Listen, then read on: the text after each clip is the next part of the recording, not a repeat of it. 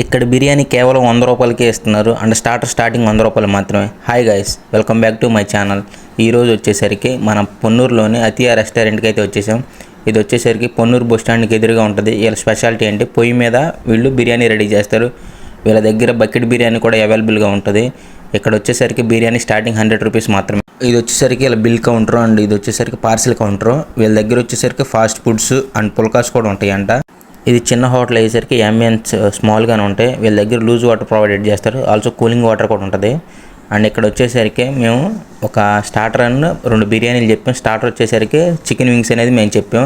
ఇది వచ్చేసరికి అలా మెనూ కార్డు. ఈ లోపు స్టార్టర్ వచ్చే లోపు లేట్ అవుతుందని మేము ఏమేమి ఉన్నాయో మీకు చూపిస్తున్నాను. గోంగూర అండ్ పెరుగు చట్నీ, కట్ట. వీళ్ళ దగ్గర ఏంటంటే చికెన్ గ్రేవీ వేస్తారు. ఈ లోపు స్టార్టర్ అయితే వచ్చేసింది. మేమైతే వింగ్స్ చెప్పేసాం.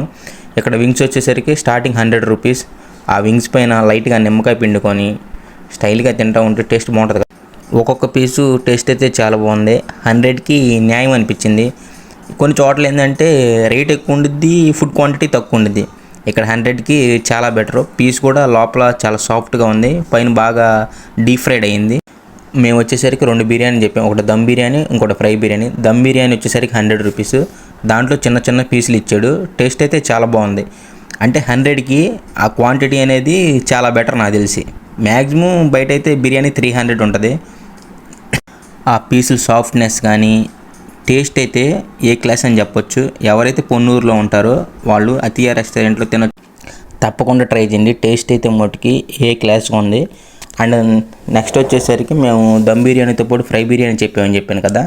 ఆ ఫ్రై బిర్యానీ కూడా టేస్ట్ చేశాను. ఫ్రై బిర్యానీ కూడా చాలా టేస్ట్గా ఉంది. ఫ్రై బిర్యానీలో వచ్చేసరికి కరెక్ట్గా 8 పీసెస్ ఇచ్చాడు. ఫ్రై బిర్యానీ రేట్ వచ్చేసరికి 150 రూపీస్ అన్నమాట. 150కి ఆ క్వాంటిటీ కానీ ఆ పీసులు కానీ చాలా బెటర్.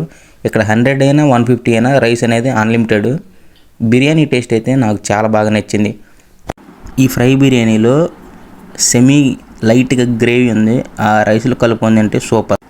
అండ్ నెక్స్ట్ వచ్చేసేసి గోంగూరతో ట్రై చేశాను. గోంగూర వచ్చేసరికి కొంచెం లైట్గా పుల్లగా అనిపించింది, నాకు అంతగా నచ్చలేదు. గోంగూర యావరేజ్.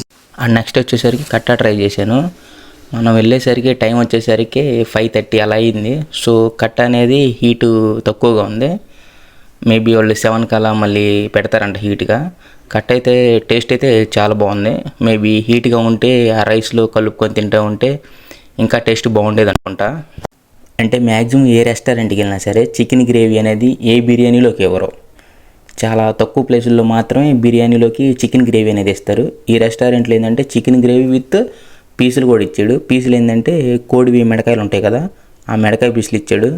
ఆ బిర్యానీ రైస్లో ఆ చికెన్ గ్రేవీ కలుపుకొని తింటే టేస్ట్ బాగుంది. కొంచెం మసాలా ఎక్కువ అనిపించింది కానీ టేస్ట్ అయితే వెరీ నైస్.